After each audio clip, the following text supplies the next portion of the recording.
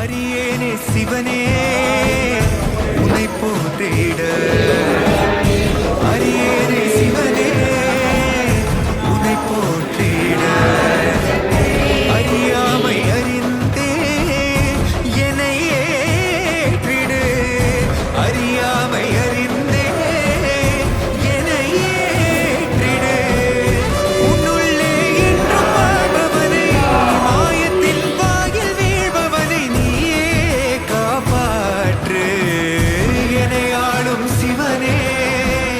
யாரு கடமைக்காரன்?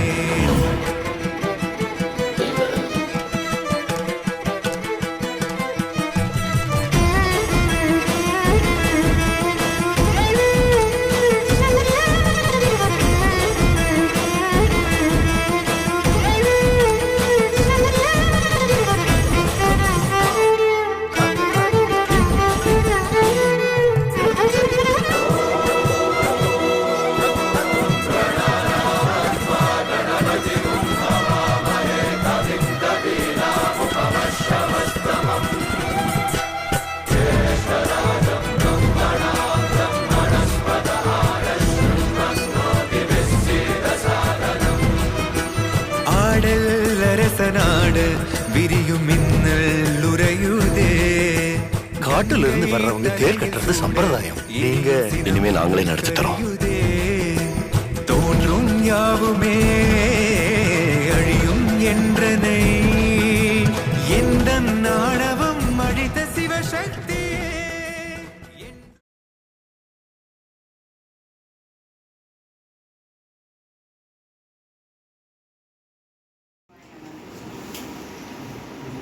தேடி சென்று திருந்தடியின் நாடி வந்தவர் நம்மையும் ஆழ்ந்தவர், ஆடி பாடி அண்ணாமலை கைத்தோடு ஓடி போகும் நமது உள்ளவரை.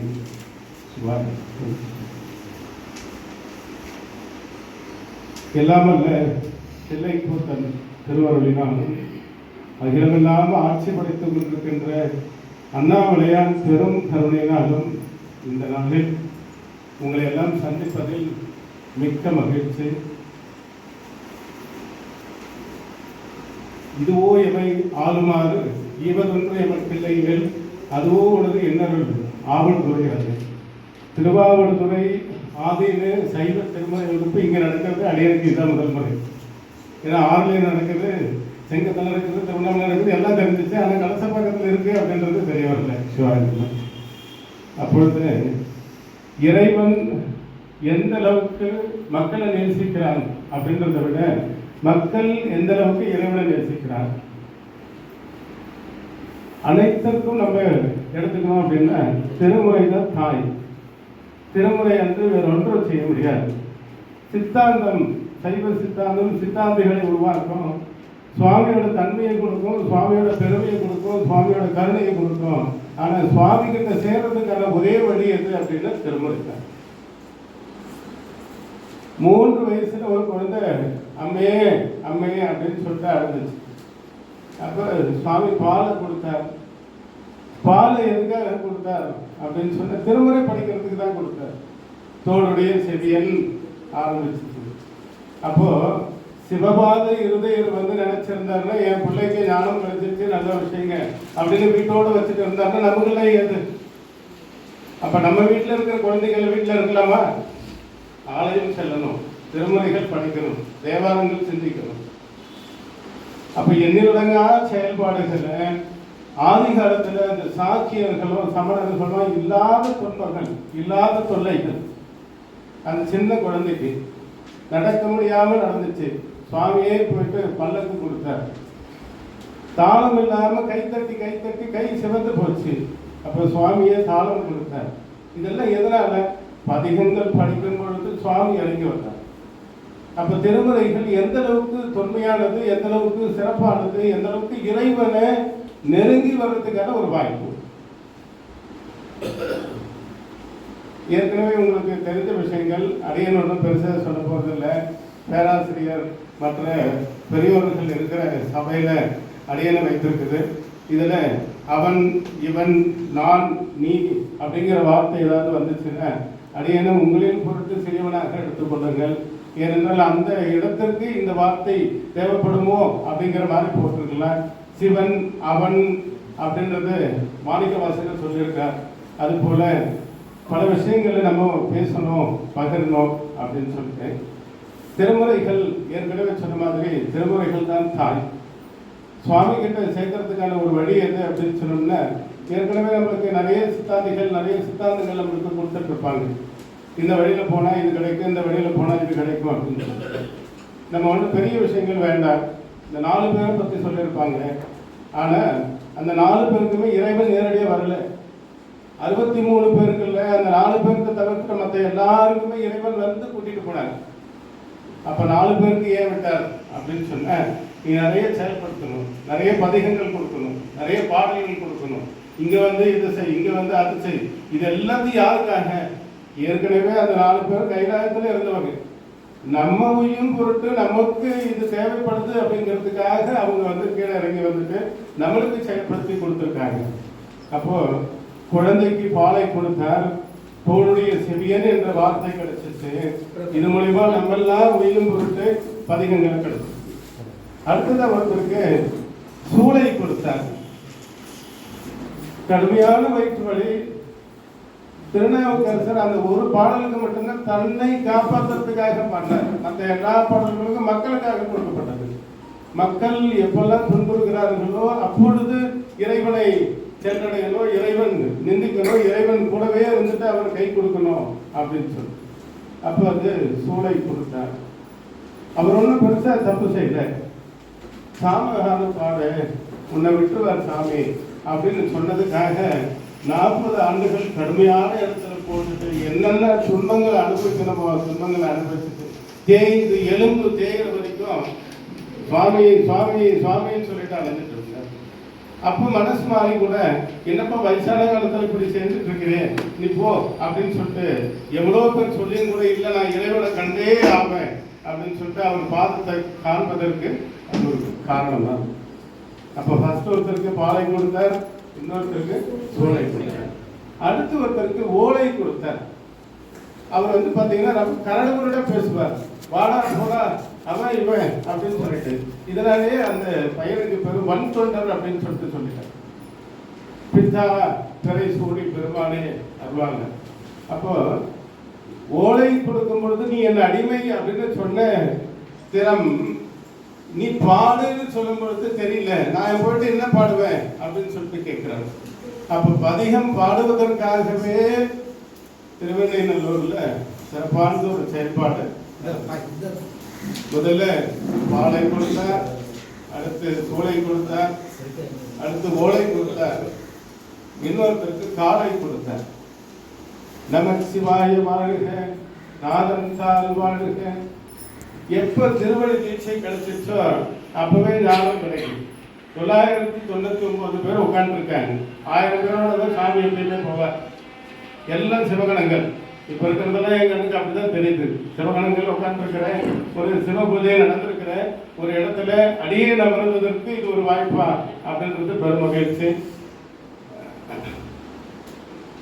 அப்போ காலை கொடுத்துட்டார். இந்த 4 நம்மளுக்கு ஏற்கனவே தெரிஞ்சிருக்கும். அடியேன்னு சொல்றேன், 5ஆவதா ஒருத்தருக்கு வேலை கொடுத்திருக்கார். திருவண்ணாமலையில பொறுக்கியா சுத்திட்டு இருந்த பையன், எல்லாருக்கிட்டையும் கெட்ட பேரை எடுத்த பையன், இன்னும் என்னென்ன திட்டணுமோ அதெல்லாம் திட்டத்துக்கு ஒத்து வரக்கூடிய பையன்.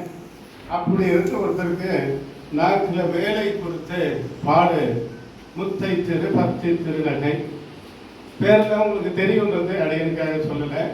அருணகிரிநாதர். சரிங்க, இந்த 5 பேருக்கு 5 கொடுத்துட்டார். நமக்கெல்லாம் என்ன கொடுத்திருக்கார்? நூலை கொடுத்திருக்கார். அப்ப இந்த நூலை கொடுத்திருக்கிறது எதுக்காக?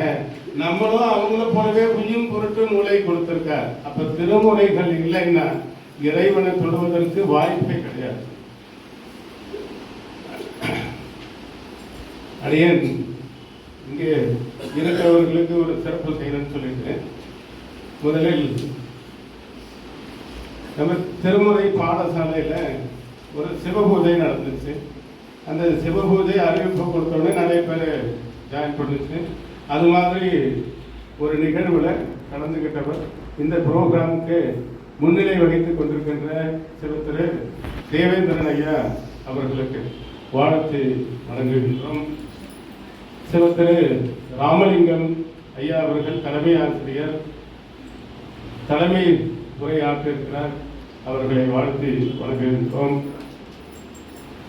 திரு அன்பரசு ஐயா அவர்கள் இன்றைய நாளில் நம்ம என்ன சிந்திக்கணும் அப்படிங்கிறத செயல்படுத்துறதுக்காக திருப்பதிகத்தை நம்ம முன்னாடி போற்றுதலுக்கான வாழ்த்துதலுக்கான ஒரு முறைகளை அழைக்க போறார். அவரை வாழ்த்தி வணங்குறோம். நிறைய பேர் அடையன்கிட்ட கேட்டுட்டாங்க, நாங்கள் கபிலன் ஐயா டீம், நாங்கள் கபிலன் ஐயா சொல்லி வந்திருக்கோம், நாங்கள் இப்படி வந்திருக்கோம், இல்லை அங்கிருந்து வந்திருக்கோம், எத்தனையோ அடியார்களை சந்திச்சிட்டோம், கபிலன் கபிலன் கபிலன் சொல்லிட்டு ஏகப்பட்ட வார்த்தைகள்.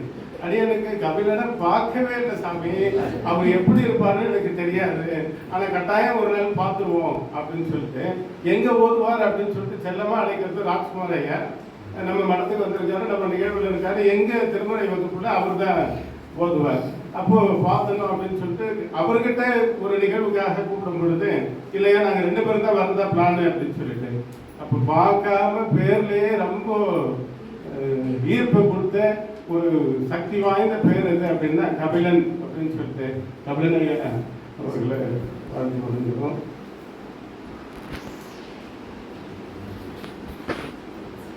தலை தோங்கணும் அப்படின்னு சொன்ன திருமுறைகள் கண்டிப்பாக இருந்தே ஆகும். சித்தாந்தம் தெளிவு கிடைக்கும், சுவாமியோட பெருமை கிடைக்கும், சுவாமி கிட்ட போறதுக்கான வழிகள் எது கிடைக்கும் அப்படின்னா அதுக்கு பாலமா அமையிறது திருமுறைகள் மட்டும்தான். 12 திருமுறைகளை தினமும் ஓதுவதற்கு பொறுப்படணும். பஞ்சபுராணம் படிக்கிறதுக்கு அனைவரது இல்லத்திலும் பஞ்சபுராணம் ஒழிக்கிறது. நமது மடாலயத்தின் சார்பாக திங்கட்கிழமை ஒரு வகுப்பு, செவ்வாய்க்கிழமை ஒரு வகுப்பு, வாரம் முழுவதும் ஒவ்வொரு நாளைக்கும் ஒவ்வொரு தொண்டுகள் நடக்கும். செவ்வாய்க்கிழமை அப்படின்னா திருப்புகழ், புதன்கிழமை திருவிளையாடல் புராணம், வெள்ளிக்கிழமை நாயன்மார்களோட வரலாறு, மற்ற நாள் முழுவதும் 12 திருமுறை.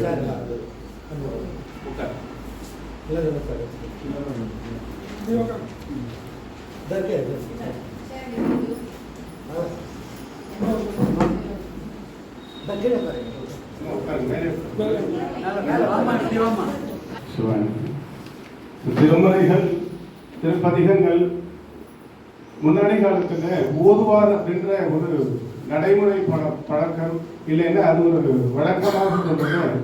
இறைவனிடத்துல அவங்க ஒரு புதுசான ஒரு பண் கொண்டு இறைவனை போற்றி பாடுதல் செய்யறதுக்கு ஒரு வகை இருந்தது. ஓதி ஓதி அதுக்கப்புறமா கிடைச்ச ஒரு வரவு அப்படின்னு சொல்லிட்டு தான் ஓதுவார். இப்போ ஓதுவா மூர்த்தி அப்படிங்கிற வார்த்தை என்னன்னா சுவாமியோட திருமுன் நின்று படிக்கிறதுக்கான சாட்சி அவர் மட்டும்தான்.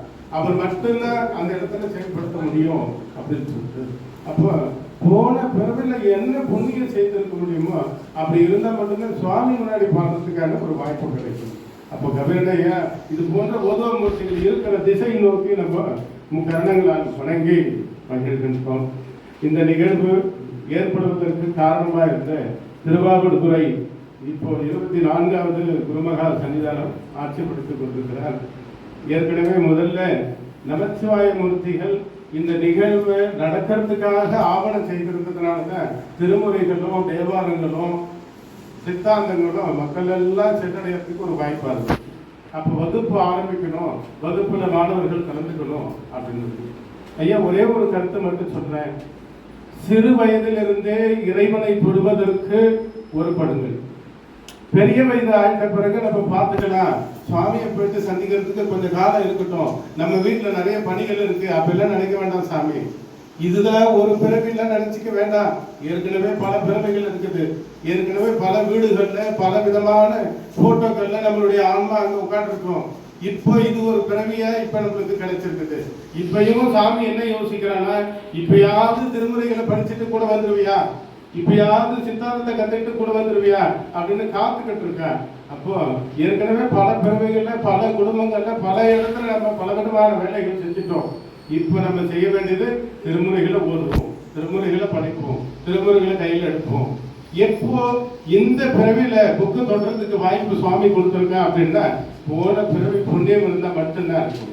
இதை கேட்பதற்கும் இதை படிப்பதற்கும் இதை பார்ப்பதற்குமே அவனுடைய அனுமதி இல்லைன்னா ஒன்றும் பண்ண முடியாது. அப்போ திருமுறைகளை தொடுவதற்கும் எத்தனை வீடுகள்ல செல்ஃபில் இருக்கு, எத்தனை வீடுகள்ல பூட்டியே கிடக்குது. அப்ப தினமும் படிக்கிறதுக்கு ஒரு வாய்ப்பு கிடைச்சிருக்குதா? அன்னைக்கு இருந்த அத்தனை பேரும் பதிகம் பாடி அதை பெற்றார்கள் இதை பெற்றார்கள் சாட்சி இருக்குது.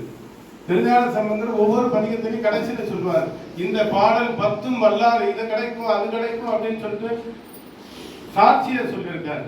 இதெல்லாம் நடந்ததுனால தான் சொல்லியிருக்காரு. அரியன் சொல்றது, நீங்க பணம் பெறுவதற்கோ பதவி பெறுவதற்கோ பதிகங்களை பாடாதீங்க, அந்த ஆன்மா உயிர் பொருட்டு பதிகத்தை பாடுங்க. திருமலைகளை பாடினால் இது கிடைக்கும் அது கிடைக்கும், மனசுல வச்சுக்கலாம், ஒன்றும் குறையில்லை. ஆனா கட்டாயம் நடக்கும். எல்லா ஆலயத்திலுமே விக்கிரகங்கள் இருக்குது. இது கல்லா இருக்கணும் அப்படின்னு சொன்னா நம்ம நாயகனை பார்க்கணுமா இல்ல கல்லை பார்க்கணுமா? பழமொழி ஒண்ணு உண்டு, கல்லை கண்டால் நாயை காணும், நாயை கண்டால் கல்லை காணும். அது நாயகன், அது நாயகன். நம்ம தான் யாரை பார்க்கணும்? நாயகனை பார்க்கணும், கல்லை பார்க்க கூடாது. யார் கல்லை பார்க்கறாங்கன்னா அங்க இருக்கிற நாயகன் இல்லாம போயிடுவான். அப்ப சுவாமிக்கு கீழே ஒரு எந்திரம் வச்சிருப்பாங்க. இந்த எந்திரம் செயல்படணும்னா மந்திரம் இருக்கணும். ஓதுவாமூர்த்தி போயிட்டு அங்க படிக்கணும். மற்ற பூஜை செய்கின்ற ஆகம வேத விதிகளை கத்துட்டு இருக்கிறவங்க போயிட்டு பூஜை பண்ணணும், மந்திரங்கள் இருக்கணும். நமக்கு தெரிந்த மந்திரத்தும் 5 எழுத்து திருமுறைகள், இதை நம்ம ஓதுவோம், 5 எழுத்தை படிப்போம். எந்த அளவுக்கு மந்திரம் சிறப்பாக இருக்குதோ அந்த அளவுக்கு அங்க இருக்கிற எந்திரம் வேலை செய்யும். நம்ம வீட்டுக்கு என்ன வேண்டணும்னு நினைக்கிறோமோ, என்ன நடக்கணும்னு நினைக்கிறோமோ அதெல்லாம் தந்திரமா செயல்படும். அப்போ எந்திரத்தை செயல்பட வைக்கிறது மந்திரம் மட்டுமே. அந்த மந்திரம் தான் 12 திருமுறைகள். அப்ப திருமுறைகளை ஓதினால் கண்டிப்பா வீட்டுல தந்திரங்கள் நல்லது நடக்கும். இது நடக்கும், எனக்கு பெண்ணு பார்க்கணும், வீடு கட்டணும், அது செய்யணும், இது செய்யணும், வேலை கிடைக்கணும், எல்லாம் சிறப்பா நடக்கும். அப்ப திருமுறைகளை கைவிடாம பிடிச்சிக்கிறதுக்கு இது ஒரு வழியா எடுத்துக்குவோம். எனவே இன்றைய தினம் இந்த நிகழ்வுக்கு ஏற்பாடு செய்து இது ஒரு சிறப்பானது ஒரு செயல்பாட்டை சைவம் தடை தூங்கி அங்கங்கம் செல்வதற்கு காரணமா இருக்கிற ஒரு பாடசாலைய, அதுவும் இங்கே இதுவும் பாடசாலையிலே அந்த விழா நடக்கிறது மிக்க மகிழ்ச்சி. ஏற்கனவே நம்ம சொன்னது போல அந்த தாய் இல்லாமல் தந்தையை சந்திக்கிறதுக்கு வாய்ப்பு கிடையாது. எல்லார் வீட்லையும் தாய் தான் சுட்டி காட்டுறாங்க, வருதாப்பா உங்க அப்பா அப்படின்னு சொல்லிட்டு. அப்ப திருமுறைகள் தான் தாய். இந்த தாயை பிடிச்சோம்னா மட்டும்தான் தந்தையை நம்ம அடைய முடியும் அப்படின்றத சொல்லிட்டு இந்த வாய்ப்பு கொடுத்த அத்துணை நல்லுள்ளங்களுக்கும், திருவண்ணாமலை அப்படின்னு சொன்னோம்னா நினைத்தாலே முக்தி, அடிமொழி காணாத அண்ணாமலை சொல்லலாம். எப்போ மால் சரணாகதி அடைஞ்சானோ அப்போதான் அவனுக்கு அடியும் கிடைச்சிச்சு, முடியும் கிடைச்சிச்சு. அவன் தொடுவது முட்டிக்கு கீழே தொட்டுட்டு சாமி இதுக்கப்புறம் என்னால போக முடியல அப்படின்னு சொல்லிட்டு எப்போ சரணாகதி அடைஞ்சானோ அன்னைக்கு அவனுக்கு மகத்துவம் கிடைக்கும். அப்படின்னா என்ன? தீபம் எரியுது, அர்த்தநாரியா காட்சி கொடுத்துட்டாரு. முதல் பொட்டு யாருக்கு போகுது? திருப்பதிக்கு போகுது. ஏன்? சரணாகதி யார் ஒருவர் அடைஞ்சாரோ அவருக்கு இறைவனே போயிட்டு கொடுப்பார். அப்ப அந்த தீபமை பிரசாதம் திருப்பதிக்கு போகுது, ஆருத்ரா அன்னைக்கு முடிஞ்சிருக்கு உடனே. அப்ப நம்மளும் சரணாகதி எதன் மூலமா அடைய முடியும்? திருமுறைகளை ஓதிக்கிட்டே இருப்போம், நைந்து படிப்போம், கண்ணீர் கசிய படிப்போம். அப்ப இதெல்லாம் நடந்துச்சு அப்படின்னா கண்டிப்பா இறைவன் நம்மளை கூட்டிட்டு போறதுக்கு கட்டாயம் வருவார். எப்ப திருநீரும் கண்டமும் நம்ம அனுப்பிச்சிருக்கோமோ சிவகணங்கள் மட்டும்தான் நம்ம வீட்டுக்கு வர முடியும், மற்ற கணங்கள் வருவதற்கு வாய்ப்பே கிடையாது அப்படின்றத சொல்லி அண்ணாமலை என்ன வாழிய பல்லாண்டு பல கோடி நூறாண்டு சைவம் தடை தோங்கி எல்லா இல்லங்களிலும் சைவமே வாழணும், சைவமே வளரணும் அப்படின்னு சொல்லி நன்றி பாராட்டி விடைபெறுகிறேன். நன்றி, வணக்கம். சிவாய.